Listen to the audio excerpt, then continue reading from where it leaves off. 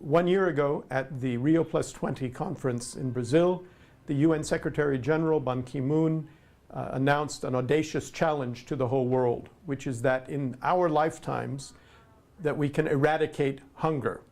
Now, this is a particularly important challenge when it comes to India because of the people who are food insecure in the world. India still is the home country to just over 25% of the world's food insecure or hungry people. So India has 18% of the world's population, but 25% of the world's hungry people. If India can make zero hunger a reality in our lifetime, then the world will be able to make zero hunger a reality. It's the most important country in that regard. The world has, for more than a decade, been producing enough food to feed everyone. Nonetheless, hunger persists. And there are over 800 million people around the world who are food insecure, who are hungry. Now, the Zero Hunger Challenge has 5 pillars, and progress in all 5 of them will be necessary to meet this challenge. The first pillar is 100% access to food year-round. That is the basic ability of households to get the food into their household. And India's great step forward in this, which again is a unprecedented step in the world, is with the National Food Security Bill. India has brought about 820 million people under a right to food system, which is a larger number of people in one decision brought under a right to food framework than has ever happened in the world. The second pillar, India has got to work harder on, and that is that there is zero stunting of children under 2 years of age. Stunting means at least 1 year of sustained undernutrition. India has over 42% of its children who are stunted. And again, that means that the number of stunted children there are in India is greater than in any country in the world. This is a question of the utilization of food. That means that once a human being, a child in this case, eats the food, that food will actually nourish that child.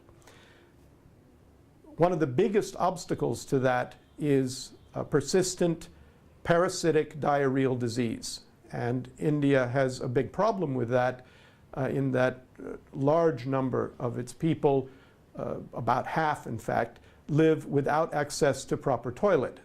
The third pillar is that the productivity and the incomes of smallholder farmers will be doubled. In other words, increased by 100%. Increasing their income means, yes, they need to grow the crops, but they also need to have a good price for the crop that they grow. And one interesting way that this can be approached, which India is only beginning to experiment with, is to directly tie the procurement or the sourcing of food for the access programs, for the safety net programs like the midday meal programs, the programs of child feeding in the Anganwadi centers in the ICDS program, and the whole public distribution system, that those programs should buy the food that they will then prepare to distribute from marginal farmers. The fourth pillar is that all the agri-food systems should be sustainable. And here we are talking, among other things, about the challenges of climate change. And we know that climate change is accelerating, in particular extreme weather events, storms and cyclones, but also an uneven distribution of rainfall.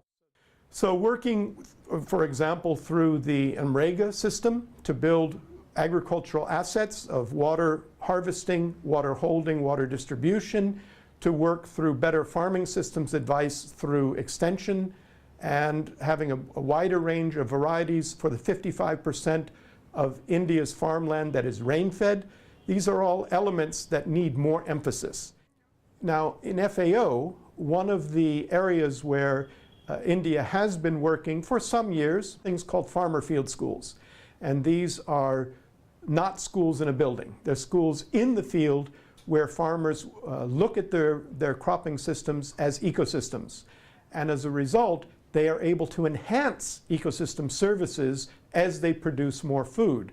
The fifth and final pillar is to have zero loss and waste. And that comes out of recent work on a global level, which has shown that about 30% of the food that is produced in the world is lost either before people can eat it or is wasted because people who have finished eating throw food away. And this, in places like South Asia, it tends to be loss. It tends to be in the processing, in the getting the food out of the field, into the distribution system. But increasingly, with a growing middle class, which in India is now something like 300 million people, the issue of table waste, of food that even after people have eaten their meal, they throw away food, that's becoming an issue. And ways to reduce that, better portioning, particularly in things like supermarkets and restaurants, all of those are elements that have to be addressed to reduce loss and waste to zero. So those are the 5 pillars of the Zero Hunger Challenge.